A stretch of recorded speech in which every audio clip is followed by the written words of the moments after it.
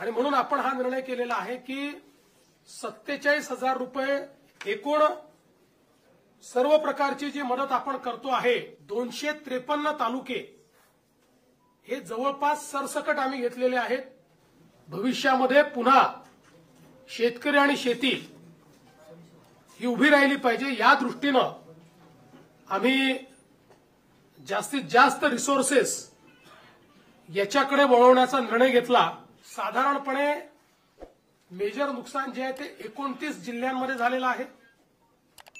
253 तालुके हे जवळपास सरसकट आम्ही घेतलेले आहेत की ज्या ठिकाणी आम्ही मदत करतो आहोत, ज्यामध्ये 2059 मंडळ आहेत की ज्या मंडळांमध्ये क्रॉप डॅमेज झालेला आहे।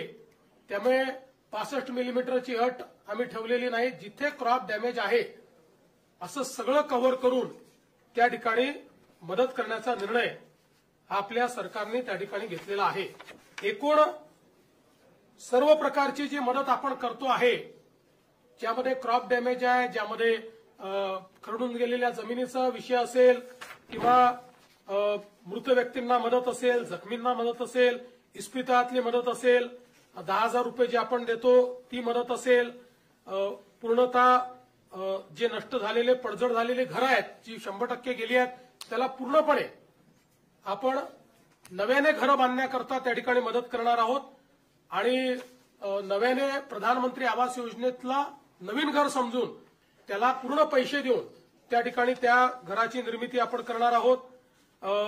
डोंगरी भागातली देखील जी घरं आहेत त्यांना 10,000 रुपये जास्तीचे देऊन त्या घरांना देखील आपण मदत करणार आहोत। जिथे अंशतः घरांची पडझड झाली आहे त्यांनाही मदत करणार आहोत, झोपड्यांची जिथे पडझड झाली आहे त्यांनाही मदत करणार आहोत।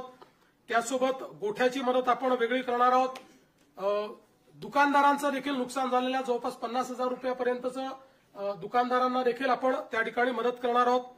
दुधाळ जनावरं जी आहेत याच्याकरता जवळपास 37,500 रुपयापर्यंत प्रति जनावर अशा प्रकारे मदत करण्याचा आपण निर्णय घेतलेला आहे।